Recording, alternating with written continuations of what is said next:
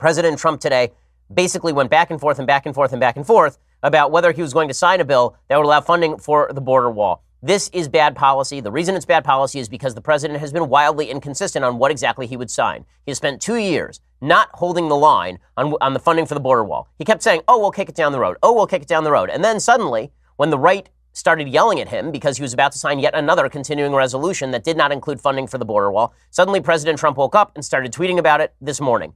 Government by tweet is not how government gets done. Government by tweet is not how legislation gets done. If President Trump is really a deal maker, he should have gotten everybody in a room and he should have said, listen, what do I need to give up to get what I want? But President Trump went on a bit of a Twitter bender this morning and last night, in which he's very upset that people are angry at him. A lot of his allies are angry at him. People like Ann Coulter are very angry at him. Ann Coulter came out yesterday and she said she will not vote for President Trump without the wall. He promptly unfollowed her on Twitter. So here is Ann Coulter, one of the earliest Trump boosters, the author of In Trump We Trust, which is an amazing title for a book. Because again, that's supposed to be God, not Trump. No matter what you think of Trump, God should not be replaced with Trump in any sentence at all. But here's Ann Coulter talking about how she would not vote for Trump without the wall. And let me ask you this then, Ann Coulter. November, the second Tuesday after the first Monday in November 2020 comes along, and there's exactly as much wall built that day as there is today.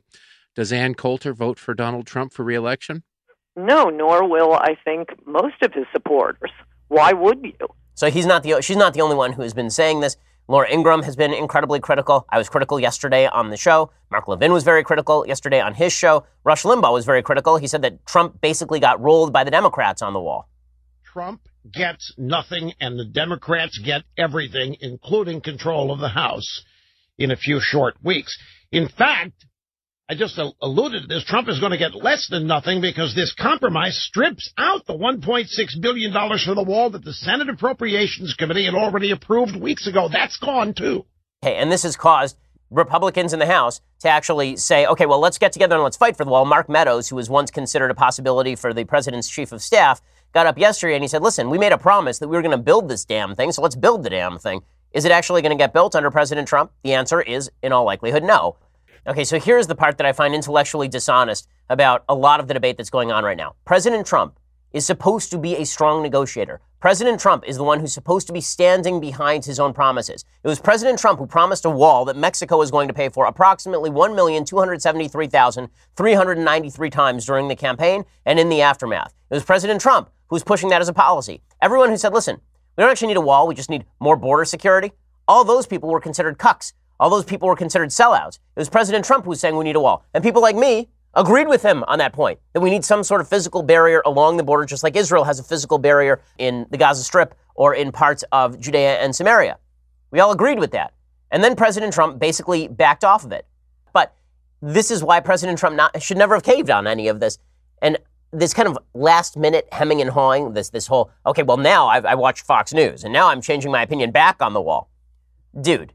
This is not the sign of a good negotiator. Okay, read The Art of the Deal. Okay, this sort of unpredictability, this sort of random changing of your own position all the time, it doesn't give your congressional supporters anywhere to go. They feel like you might undercut them one day. You might actually be angry at them for backing your own agenda. I've fielded calls from members of Congress over the last 2 years who have been utterly bewildered as to where Trump even wants them to be on particular issues, especially about the border. They say, well, am I supposed to vote for this or am I not supposed to vote for this? Because Trump will come out and endorse a CR, and then everybody will be like, okay, well, I guess I'll vote for it. And then Trump will immediately undermine the same CR. I mean, listen to the inconsistency in President Trump's own Twitter feed. He says, the Democrats, who know steel slats, a wall, are necessary for border security, are putting politics over country. What they are just beginning to realize is that I will not sign any of their legislation, including infrastructure, unless it has a perfect border security. USA wins. Okay, all of that is fine if that had been a consistent position. But within the next tweet, okay, a tweet separated by minutes, President Trump writes this. With so much talk about the wall, people are losing sight of the great job being done on our southern border by Border Patrol, ICE, and our great military. Remember the caravans? Well, they didn't get through, and none are forming or on their way. Border is tight. Fake news silent. So which is it? Do we need a wall? Do we not need a wall? Who the hell knows? Right? According to President Trump, the one who was pitching the wall from the outset, it depends on his bowel movements that day, apparently. Now he's trying to blame Paul Ryan, of course. So after sending all of these mixed signals and coming to some sort of agreement with Republican leadership, now he's backing out of it.